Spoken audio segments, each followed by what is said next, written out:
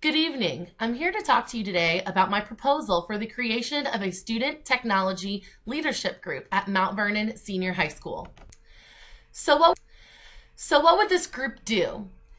There are a lot of things that this group would be responsible for, hence the need for 20 members on this group. One thing that has been a problem at Mount Vernon Senior High School, it's very inconsistent with the rest of the district, is that we do not have a morning news broadcast. Due to budget cuts, the teacher that did teach mass media is no longer able to offer that class. He's teaching English instead. So due to budget cuts and having to move staff members around, we simply don't have a morning news broadcast at the high school. And we have the facility and the resources to do so. So this group would take over the responsibility of having that broadcast. This group would also have weekly meetings where we would set agendas, we'd strategize, think of new, exciting, and engaging activities for students and staff to participate in.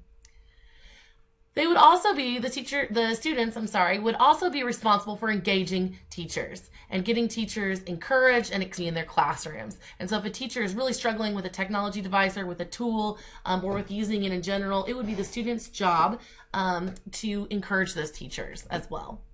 The students in this group would also have numerous teaching opportunities to participate in. We will offer community classes for how to use Word and Excel and Prezi and the things that our community really wants to know how to use. We will also offer digital citizenship education for our elementary schools and our middle school, as well as for our high school students as well. And students will have an opportunity to lead mini professional development sessions for teachers and for other students about new technology tools that can be used in the classroom that are fun, exciting, and engaging. They will also be responsible for creating competitions among the staff members and the students, positive competitions that are voluntary for participation in. Winners will win things like donut parties or pizza parties for the winning classroom that submits an idea for the competitions. These students will also act as technology advocates. They will be out there bragging about what our device can do and will be constantly looking for new ways to utilize the one-to-one technology devices that we decide to purchase. Furthermore, these students will provide technical support. So during lunch, we'll have like an area in the cafeteria where students can bring their devices to these students and have them be worked on. They will also be like teachers' assistants during their study halls, and they'll be able to come down to the technology office and help to troubleshoot device problems with students and teachers. They will also be engaged in community projects, such as helping the local grocery store with creating a commercial or flyers or pamphlets or any number of things, designing t-shirts. Anything that a local business needs done, we will be happy to engage in those real-world experiences of trying to give back to our community in that way. And our students will also be news reporters. They are the ones in the classroom all the time. They will be taking pictures, they'll be writing up little news articles for our district desktop and also for the local Posey County News. And so they would be a great asset to our school corporation and getting the positive message out that we want to have out about how great our schools are and the quality of the education and the technology that are provided to our students and staff. As you can see, here is the pamphlet that we're going to be handing out to our students. We are going to be showing this in homeroom, and a paper copy of this in PDF will be available to our students. And so basically this is how we will present and recruit for the program. It tells students about what is it, what are our activities, when do they meet, what is our mission, what are we wanting to do. It also tells them about the application process. Okay, so why do we need this? Okay, first of all, we need the Student Technology Leadership Group because our capacity, our human capacity in the Information Systems Department is incredibly small. There is only, at the high school, there's only me, that one technology integration specialist, and a computer lab assistant. Other than that, we do not have any other support to support all of these devices. We are going to be talking about over 700 devices to be dumped into our school in 1 year to be implemented.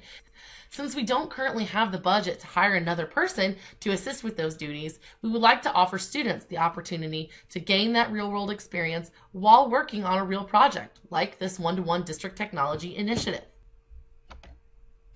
So how are we going to pay for it? That's what everyone wants to know, right? We're strapped for cash in our general fund, so we're going to look to the Capital Projects Fund, where we buy all of our technology out of anyway.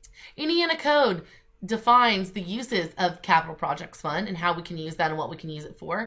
So looking at the budget for this, if this is implemented, if we are able to implement the Student Technology Leadership Group, the program obviously will not make any money. It's not going to generate income. We're not going to charge businesses to allow us to help them with their projects. We're not going to charge community members to come in and learn about Excel or Word. We're going to offer those as a free service because we want to strengthen the relationships within our building and outside of our building. So although this doesn't pay off in terms of monetary value, it does a whole lot for building and strengthening relationships, which an administrator and the school board should be concerned with. As far as expenditures go, expenditures are the spending of funds like taxpayer money. How are we going to use that money and how much is it going to cost? I already told you that there's going to be a maximum of 20 members in Student Technology Leadership, and each Student Technology Leadership member will receive their own iPad that they will get to keep after 4 years of service. The iPads generally cost $429 a piece. So if we just figure at $429 a piece for 20 of those, our initial total expenditures will be $8,580, which isn't a tremendous amount of money, again, coming out of capital projects.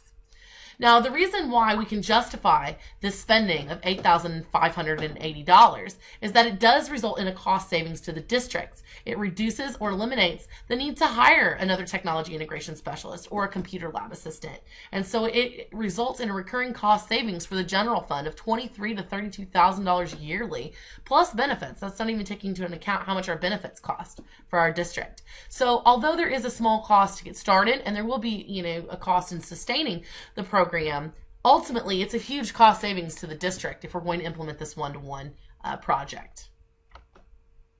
As far as sustainability goes, after the initial cost, there will be a cost of $2,145 per calendar school year because we'll have 5 new freshmen coming in each year.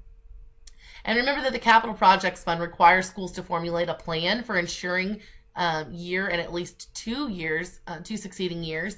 So as part of our district technology committee and as part of that district technology plan, you are all very familiar with the fact that the one-to-one initiative is something that we've been planning for, something we've been striving for the 2015-2016 school year. And so in order to get that in place, this is just a part of that project. We want to make sure that that's funded and done well because it's part of our district plan. So we can use CPF money for that. If need be, we could fundraise the $2,145 each calendar year, but it looks as though, from looking at our numbers, that we will have enough money in our budget wiggle room for the Capital Projects Fund to pick that small cost up.